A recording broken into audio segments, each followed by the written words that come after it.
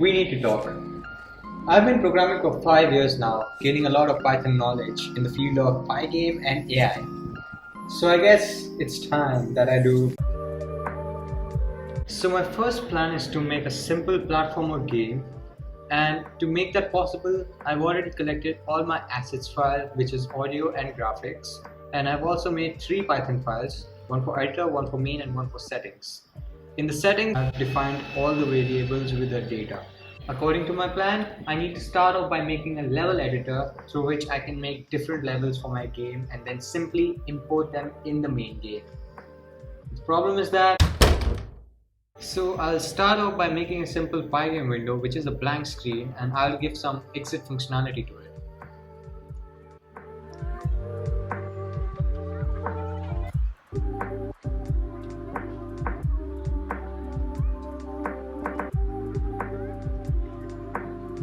So after giving some functionality to it, now we will run the code and we'll see if the game works or not. And it does. Voila. First try. Well, I think coding is too boring. So here's a coding montage.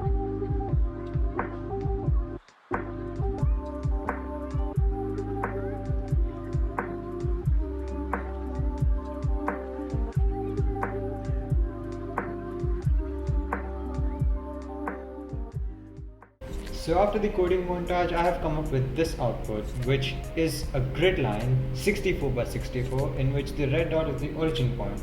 The red dot indicates the player position in this world, and when we hold our middle mouse button, we can move around the whole grid. And then when we press left control and scroll, so we can go vertically, and then when we scroll normally, we can go horizontally. So it's basically coming together like a level editor, and now I just need to import my assets and then get them working inside one by one in the grid. So now my main aim is to change the cursor while in the game. So for that I have a graphics folder in which I have a cursor folder in which I have a mouse.png, which is this cute little mouse cursor PNG, which I'll be implementing in the code, and we'll be seeing a custom cursor in our game.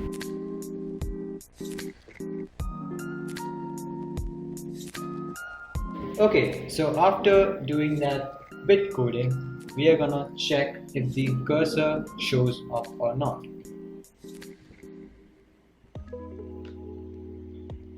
Okay, so after doing a bit of coding, we are going to see if the cursor shows in our game or not.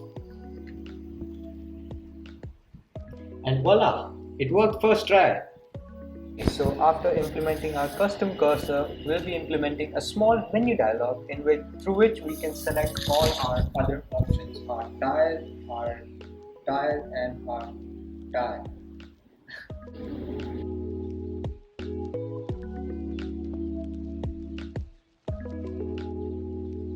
Okay, so after writing the menu.py file and doing some changes in the editor file as well, now we'll be testing out our app and see what the output looks like.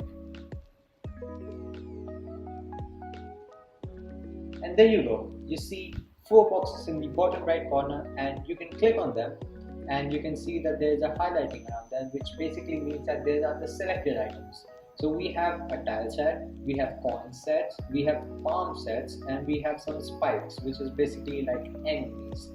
So now we have to figure out how to drag them into the grid lines and use them as our assets. So right now I'm coding out the new canvas tile I'm going to be creating behind, like a background for our level editor. So here's a coding montage for that.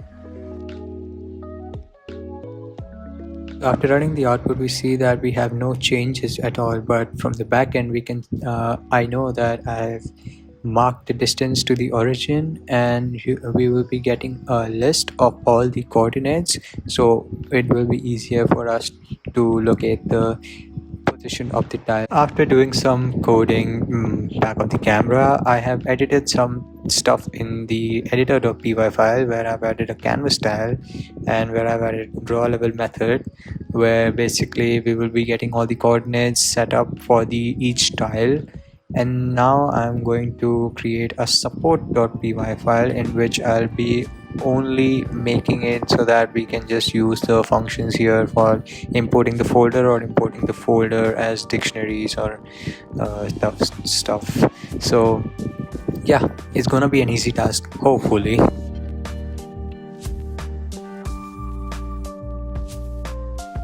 Okay, so now that we have completed our coding for support.py file and I've edited some of the editor.py file, it's time to test out our application, our game. So it looks completely normal without any errors. That basically means that it's working. A slight change when I run the code. So now I am able to draw the terrain in the editor, which basically means that it's perfectly working. So I've given the color for the tile as brown and for the coins is yellow, and if I right click on the tile I can select the water and then I can draw water easily, and then for the enemies goes the same. Okay, so after some coding backend, I have joined all the terrain neighbors and I have made a condition so that we can place the tile sprite instead of the red brown color blocks.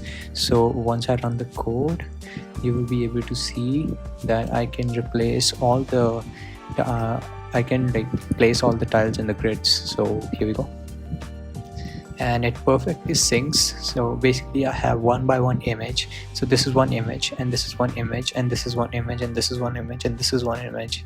So once this is the whole image, and once I combine with another one, it becomes like this, and this is a 4x4 and this one is the 2x2 and this one is a yeah this one is the this. So yeah, this was the main update. So after some trials and errors, we have finally added water to our game, and whenever we are placing the water block below any terrain block, it will generate a light blue color, which is the water bottom.png. Otherwise it will just generate a dark blue color, which is like static, which is defined by us.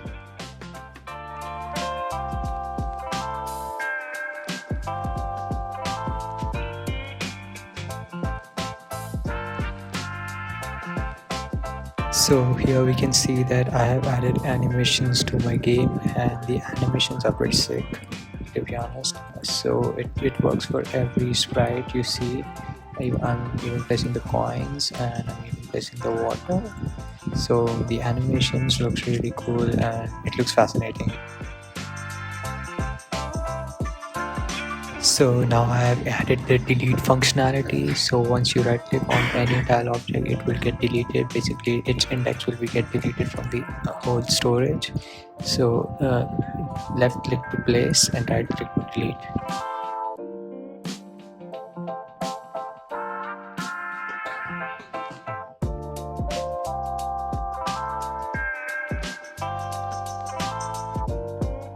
So now we see that I have added a player asset and a sky asset. The sky asset is basically a horizon divider, but now except that we can move our player and move our sky asset anywhere we want. So once we place all the tiles, we can move the player on the top, and this sky basically is like a horizon divider which will divide the sky and the ocean or the water body. So it will be scrolling up and down. Future update, I've added a timer.py file in which I'll be controlling all the timings, all the data timings of while selecting the player or any object, because it was causing some issue that it was selecting multiple at once. So I'm adding a timer to that now. That's it. That's it for day one devlog. I will be making some other changes and I'll update you through community posts because it's open for me now. And yeah, I think my platformer game is coming through, and after my timer update, I think I can easily plot all my tiles into the grid. So yeah, thanks for watching. Like if you like this video and subscribe to my channel if you're new, and if you want to see more devlog content, please write me down in the comments below. Help me reach 300 subs before this year ends.